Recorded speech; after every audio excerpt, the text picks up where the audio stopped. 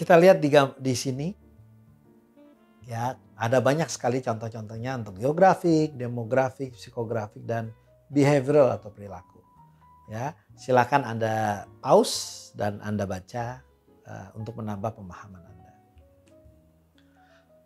Yang keempat adalah segmentasi perilaku.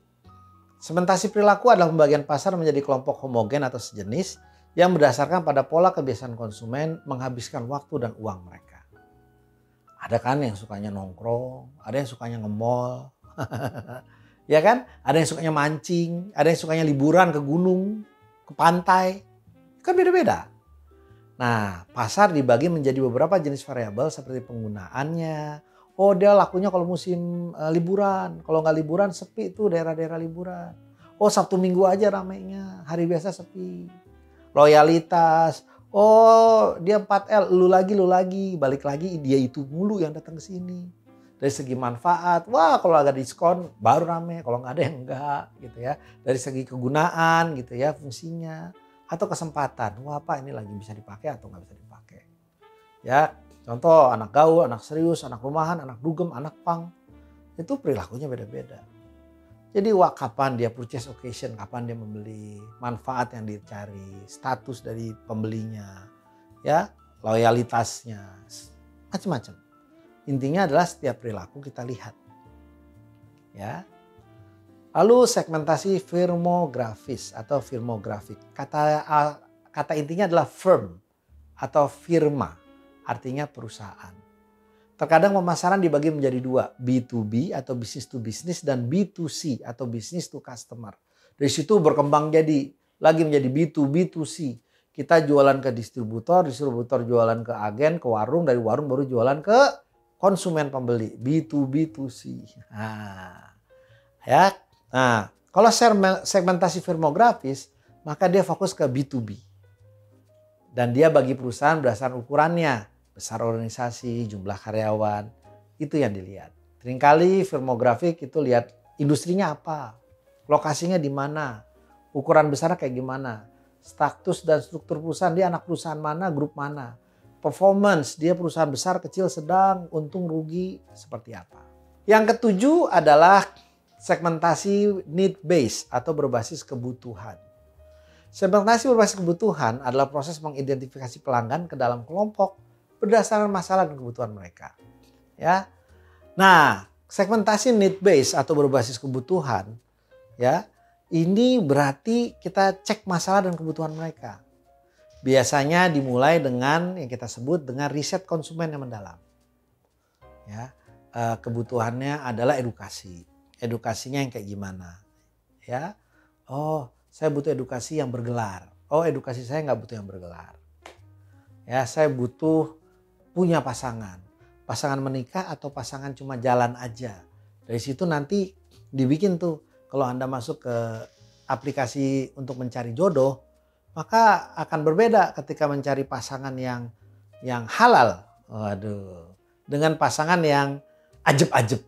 Waduh. Atau pasangan yang cuma cinta satu malam. Oh, capeknya. Nah, itu langsung keluar aplikasi yang aneh-aneh itu. Karena dia berbasis kebutuhan. Ya, oke. Ya, kita lanjut lagi. Terakhir adalah segmentasi transaksional. Segmentasi transaksional adalah segmentasi yang melihat pola pengeluaran pelanggan untuk mengidentifikasi dan mengelompokkan mereka berdasarkan perilakunya. Biasanya pengelompokan itu berdasarkan resensi atau seberapa baru recent ya, baru aja, baru kemarin, baru tadi. Mengacu pada seberapa baru pelanggan membeli dari bisnis kita. Wah, ini customer yang repeat nih. Kenapa? Kemarin baru beli, sekarang beli lagi. Wah, ini customer yang tahun lalu nih. Wah, ini customer lama banget nih. Wah, ini customer baru pertama kali ke sini. Yang kedua, frekuensi.